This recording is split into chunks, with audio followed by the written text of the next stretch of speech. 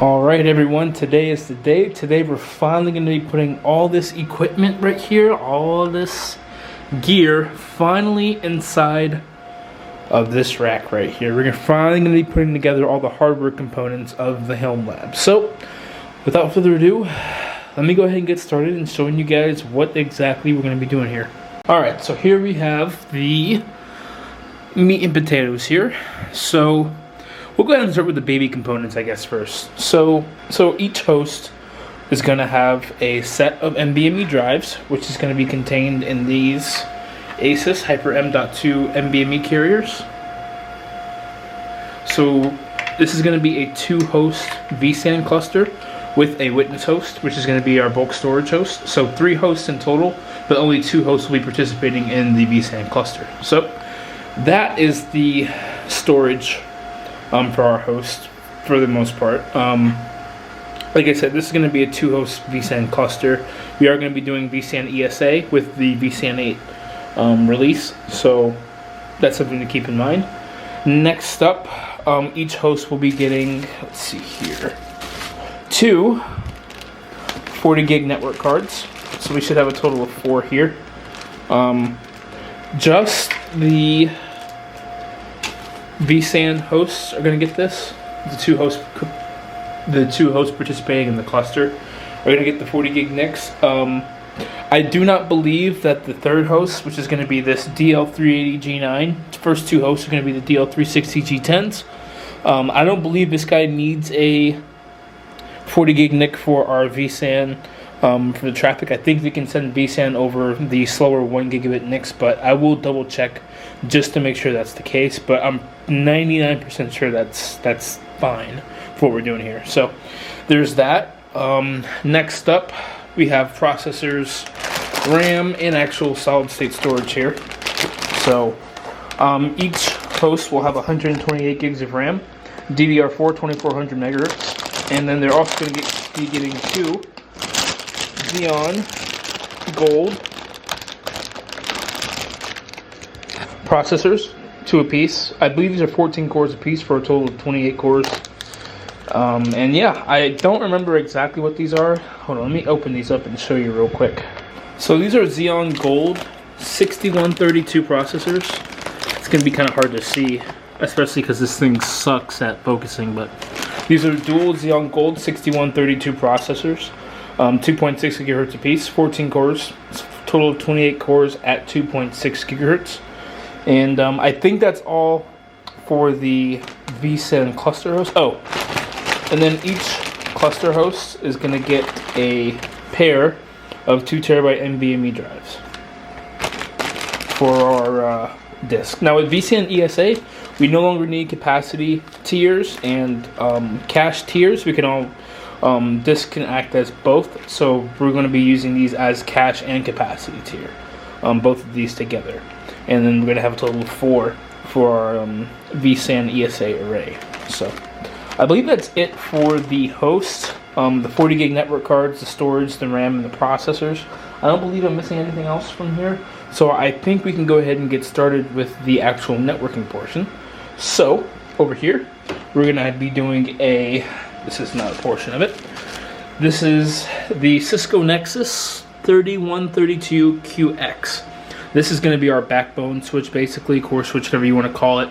The primary switch we're going to be using for our vSAN ESA, our vSAN cluster. Traffic is going to be going over here. We're going to be using this for vSAN and vMotion traffic. So I haven't decided just yet if I'm going to be doing just a single link for each one of our virtual switches, which are going to be for vSAN and vMotion. But I'm pretty sure I am. So one for vSAN, one for vMotion, and then one for just general data. So that's going to handle the bulk of the traffic. And then coming over here, we are going to be using this Cisco Nexus 3850 as our kind of like management and just general traffic switch. That's not going to require, for things that don't really require speedy transactions. So there we have it. I think that's all of our stuff, and then some other stuff. We got the Mac Pro that's going to go in. We're not going to be using this just yet because I'm still waiting on components to put in this, so this is not going to be in use as of yet. I think I still got 2 or 3 weeks. The parts are on back order for the upgrades for this guy, so I'm not going to be using this just quite yet. Still going to be using the Hackintosh for right now. And yeah, I believe that's everything. The rest of this stuff is just hard drives. So these are hard drives, these are drive caddies, and those are hard drives. We're going to be filling up the, well, not filling up, but we're going to be adding drives to this DL380G9 here. Now this is also a machine that is missing components. This is going to get, obviously, drive caddies, RAM, and processor, as well as a new HP Smart Array P840, I believe, P840 AR, and yeah, I think that's about it. And then these are just 2 D3600 enclosures that we're going to be using just as extra storage. So yeah, that's about it for right now, guys. So let's go ahead and start configuring our hosts, and we'll go ahead and get started with the Generation 9 DL380 first. I did forget to mention before I start with the hosts, this is kind of like my test network stack-ish. So this Mac Mini right here, this is a 2011 Quad i7 Mac Mini. This is going to be my pfSense machine that we're going to be using for router, firewall, VPN, and all that stuff. I've got this as an access point, basically. Not going to be using this for any routing or anything. And then this switch is just a test switch. We're not going to be using this, I don't think. So, yep. That's just something I wanted to add in there before we get started, and now we can go ahead and get started. So I think I'm actually going to start by mounting the switches first after we configure the host, but yeah, let's go ahead and get started. Alright, so here we are on the inside of the DL380 Gen 9. As you can see, we're pretty bare bones right now. We don't have any processors or memory installed right now, so we're going to go ahead and start with the processors and memory. We do have, if I come over here, if you see this little guy right here, this is a HBA card. I don't remember what the model of this is, but this is what we're going to be using to connect the D3600s into this machine. So let's go ahead and take a look here. So here we've got 2 heat sinks. I think it's the white slots first, if I'm not mistaken. Let's see here. This is what I was referring to when I said I don't like the way Dell or HP does their RAM channels, but yeah, I'm actually not sure what we're doing here as far as RAM slots. So I don't know. I'm gonna go do some reading on memory, and then I'll come back and get this stuff installed. So looking at it, there's labeling. Alphabetically A, B, C, D, which makes it really easy, so you can just go ahead and pop in. I'm only using 2 sticks of memory for the system. This is 64 gigs of DDR4, 2133 megahertz, just something to get us up and running. This isn't a crucial machine for us. This is just something that we're going to be using for bulk storage, backups. Doesn't have to be blazing fast for right now. We're just going to be getting it up and running with 64 gigs. So for this machine, all we're going to be doing is popping up the A slot in each one of these sockets, and that's it. A and A. So let me see if I can go ahead and pop this open real quick.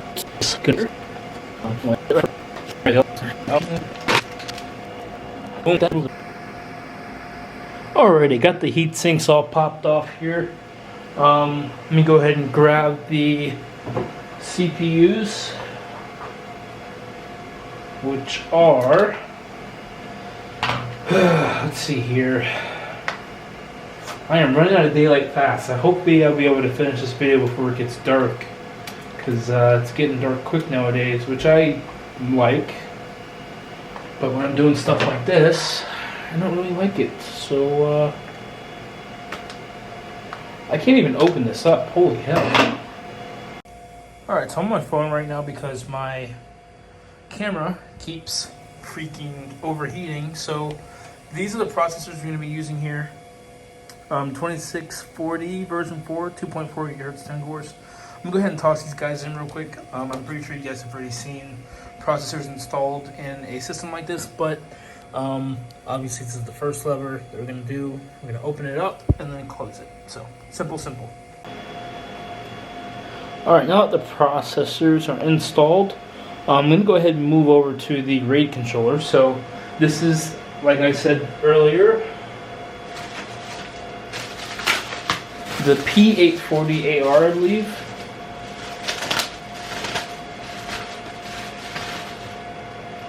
Alright, here it is. As you guys can see, very nice. Alright, so I'm actually not sure how to install this, but I'm thinking it should be pretty straightforward. It says push here to install. There's like a ZIF socket or whatever right here. Let's see. Go this way. I'm actually not sure here how. Okay, that makes sense. Alright, perfect. And we just push here. Okay, and it looks like it's locked in. Alright, so let's see which one's port 1 and which one's port 2. So here's port 1, as you can see right there, and then that's going to go into the port 1 slot.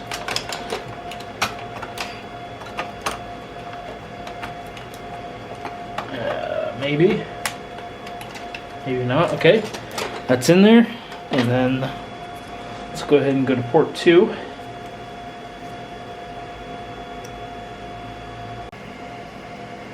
Alright, so I got the RAID controller installed.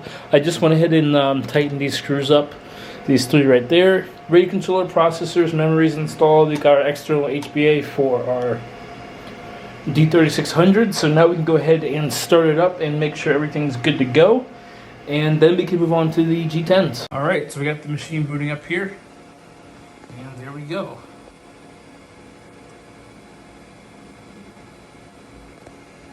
Got a keyboard, monitor, mouse, all hooked up. Unfortunately, the camera keeps overheating, so we're stuck with this for right now. It's back on the phone, so we're just going to go ahead and check and make sure it sees everything here.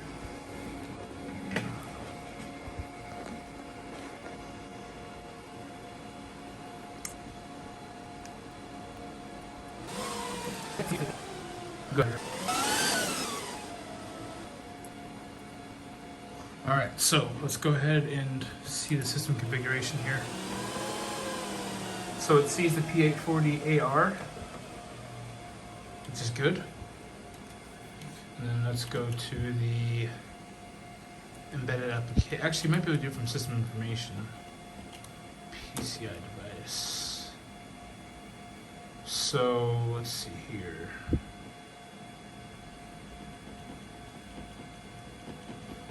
We might not be able to see it from here, so let me go do some research and see how I can see it. Alright, so yeah, this right here, PCIe slot 1, this is the controller. So I just wanted to make sure.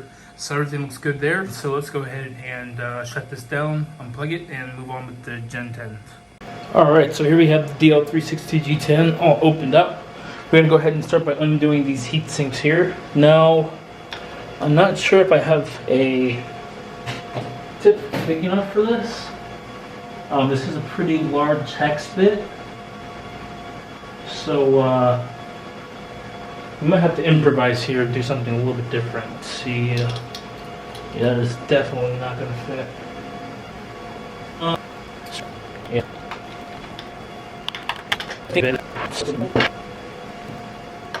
Alright, so I just popped off the old processors that came off with the heatsink. These are a royal pain to deal with, I tell you what. I just had to use this weird, since I don't have a hex bit, flathead deal.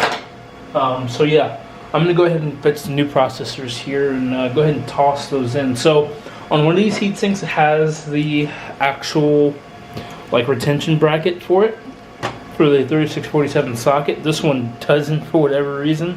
So I'm going to have to just stick it on this socket, and then this one we'll just attach it to the bottom of the heatsink here. So, alright, so I got one new CPU in. Clean out the bottom of the heatsink.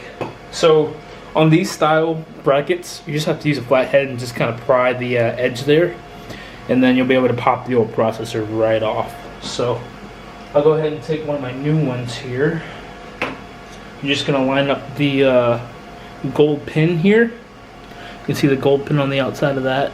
It won't really focus, but there's a gold pin, gold arrow on each one of these CPUs, and you're just going to line it up with the arrow on the actual heatsink itself. So, and all it is, it just pops right into place, just like that. And you've got yourself an installed CPU. So I'm going to go ahead and put this back in there. Now on the motherboard side, there is going to be a slightly flatter portion on the outside mounting rings. So there's going to be a slightly flat curve to it that indicates orientation of the heatsink. So it's going to go just like this here. And just like that, I'm going to go ahead and tighten it down because the camera's overheating again. Alright, CPUs and RAM are in, but this should be 128 gigs right here. Next up is the 40 gig network cards. I guess we can go ahead and start with the pulling this out. And then our SSD is going to go in this slot, and then a 40 gig NIC is going to go in that slot right there. And then there's going to be another slot over here that's going to go in. That's going to be our second 40 gig NIC. So I'll go ahead and install the SSDs and get back to you. Alright, so I've got both NVMe 2TB drives installed inside of the Hyper M.2. So I'm going to go ahead and toss this in. Alright guys, it is quite a bit later. It's like 2 or 3 hours later. I've been tinkering this thing for hours, and I finally got both of our NVMe drives to show up. As you can see, they weren't showing up before. There was just one showing up, and there was an issue with the verification settings. They kept reverting for whatever reason, but now they're all set up. So this host is finally done. Now time to move on to the next one. Alright, it's an absolute wreck in here, if you can tell, but we have finally got the second host all configured, ready to go. One thing I also didn't mention before was the boot drives for these machines. So for the two DL360 Gen 10s, we're going to be using two 500 gig SSDs, one for each host. And then for the G9 storage server, I'm using this 1 terabyte NVMe drive. So I'll go ahead and finish the storage installation, and then I'll bring back to you when we're getting ready to put everything in the rack. Alright everyone, so I've got everything in the rack all set up. Got one switch, 40 gig, Mac Pro, the two hosts, the two ESXi vSAN G10s, the G9, and both of the D3600s, as well as the Xserve.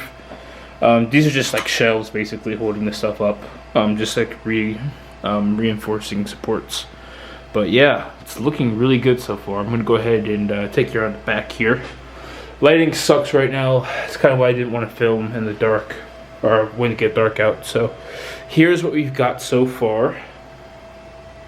I got the rack mount power strip right here. It's kind of hard to see because it's super dark. But I'm going to go ahead and start cabling this stuff up, and then I'll get back to you when it's all done. Alright everyone, so here we are. There we go.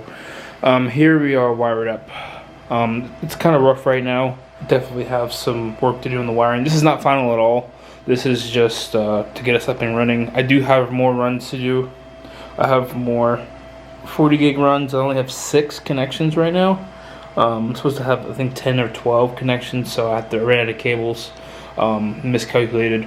This is, you know, relatively permanent. Like I said, you can't really see it because of the light, but yeah, it's just kind of sloppy. I may or may not redo it, but it's really tight, so that's why I just kind of left it alone. But yeah, I'll take you around the back now. Everything kind of loops around, and I'm not really too proud of this. This is kind of quick and dirty. This took like 10 minutes to do, so you really can't see anything. Hang on. Alright, so I'm going to come back here again. I got the flashlight up. Alright, so you can kind of see what I'm talking about here. The focus gets a little better. Not the prettiest cabling at all, but everything's pretty much cabled. As you guys can see, even down to the direct attached storage units down there. All our power, using single power for this. Mac Pro is not wired up right now, just power, because we're still waiting on stuff for that. All the switches are racked and mounted up. But yeah, as you can see, it's a little bit of a jungle in there. but it's neatish. It'll work for right now. Like I said, this is not permanent. I still got more runs to do. But yeah, I'm not gonna bore you guys with putting in hard drives in these DASs. I'm gonna have to put all these hard drives. I have 2 or 3 boxes of hard drives. So these are a bunch of 3 terabytes. I think there's 4, 5, 6, 7, 8, 10 of those. 10 of these 3 terabytes. That's 30 terabytes. I think there's 6 terabytes in there. There's another 36 terabytes. That's going to get distributed between the G9 and the DAS storage units. But yeah, all I'm going to do now is I'm going to go ahead and just transfer this stuff over. I'm going to go ahead and put my pfSense box in my router on top of there. And then we'll go ahead and do a test fire. And then, yeah, we'll go ahead and wrap things up. Alright, got everything hooked up, guys. Internet's hooked up. My Mac Mini, it is super late for a work night, but I don't care. I'm going to try to do a test fire real quick. So here we go. Fingers crossed and blows up.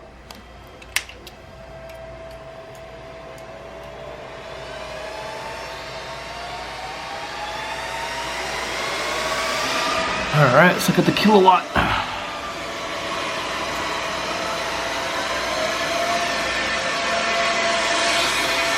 Can't see it, but yeah.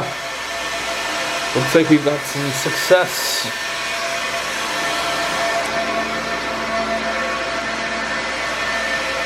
Alright. Very nice.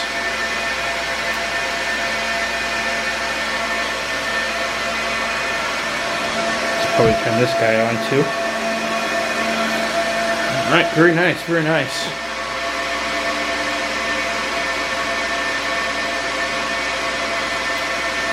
Alright, so there we have it, guys. Things are starting to turn on now. So I'd call this a success. So now, the next part of the video, okay, things are going to start getting loud now. In the next part of the video, we're going to go over software configuration and just some review of the specs and whatnot. And yeah, thanks guys so much for watching this first part of the Homelab series, and I'll catch you in the next one.